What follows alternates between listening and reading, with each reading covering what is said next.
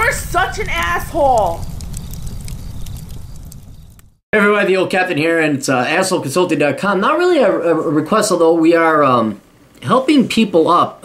For some reason, it's like the third person in a week with a very unique request, and that is, you've attended medical school, but you cannot find a residency. And what's ending up happening is you bust your ass off going to medical school. Well, then you got to get a residency. But if you don't get hired on as a residency, you just pissed away all that time in medical school, not to mention take on $250,000 worth of debt. So I didn't even think that was possible. I know if you pass medical school and you don't get kicked out, I'd imagine, especially when we need doctors, there's a shortage of doctors. I'm like, well, how is this even possible? So I've told these guys, look, I can ask around, put together a video.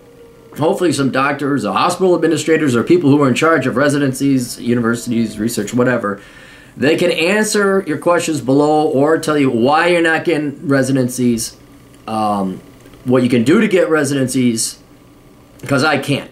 So I'm using more of my net out there, and I know we do have a couple doctors out there. I do know, I tried to find him. We had a hospital admin guy. I've been trying to track him down in my archives, and I can't find him.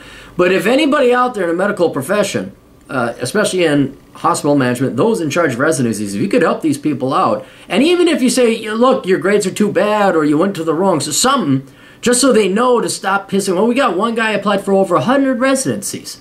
So if you could tell them how to remedy the situation, or if there is no remedy, or help a brother out and contact me and say, hey, yeah, we'd be looking to look at these guys as candidates, please do. I'd really appreciate it. Anyway, so this particular young man writes, hello, asshole, I'm a repeat customer. Just so you know, my brother is still a fuck-up, but he's completing his first IT certification, has a job lined up after completing his applied mathematics degree. So still a fuck-up, but at least he'll be an employed fuck-up. Now to my question, what can someone who completed medical school in the USA or Caribbean do without ever spending a single day in residency? There are very few resources out there to help with this dilemma, and most physicians are also fucking useless in guiding people in this situation. This was going to be my situation until this morning when I got a job at a place. He got a residency, and he heard the other guy. So I just wanted to pay it forward. To sum it up, what does someone with over $200,000 in debt do after completing medical school but is unable to get a residency position? I would like a video, please. All right. I can answer that question. You just got to keep on going. I would repurpose your degree into physical therapy, nursing, something, because your education couldn't have been completely worthless. It's got to be, you have the knowledge, so it should be pretty easy to get a job in the medical industry somewhere where you can get certified, just not a doctor. That would be the most obvious choice. The particular client I had, he went and studied and got a completely different degree in STEM and started working, in part because he knew that the student loans would be coming due and he didn't have a job to pay for them. So he ended up just going into college so he could defer the loans, and now he's going to go and work, which is good, but still with $250,000 in debt. But that's all I really know. Like I said, I'm going to be very limited in the ability to help people out on this one. That's why I charged a little for this request. So I am really relying on any of my listeners out there who would know the answer to this question, or anyone who happens to know somebody that would know the answer. So send this to your doctor buddies. Let me read, though, however, I did get one person in my field. He says this is on Facebook. He says, yes, he fucked up his USMLE Step 1 score, or ask him what school he went to. If he went to Ross St. George's or AUC or AUA, he should be fine. Maybe the school he went to didn't have California or New York approval. Ask him if he also applied for a competitive residency. When you go overseas, you are really stuck with primary care, so it could be that he applied for something stupid like surgery or didn't apply for enough primary care residencies. Okay, so I guess there's a hierarchy of residencies. So I ask him first, what is the Caribbean school? 2, what is his Step 1, Step 2 CK, and Step 2 CS scores? 3, ask him when did he submit his scores to the residency application, because that also matters. 4, ask him when did he graduate, what year. I bet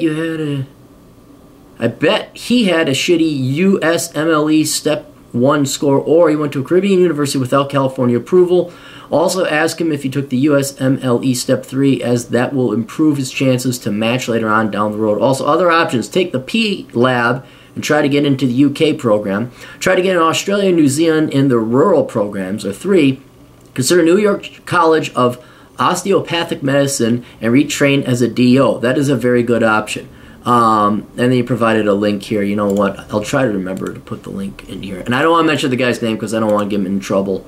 But I don't know why he get in trouble. I'm just airing on us. There's also an MD to nurse practitioner program in Florida International. All right, sweet. So this is all good. I gotta think. Hang on, let me think. This guy. Thanks so much, dude. So there, that comes from a guy who's in med school right now.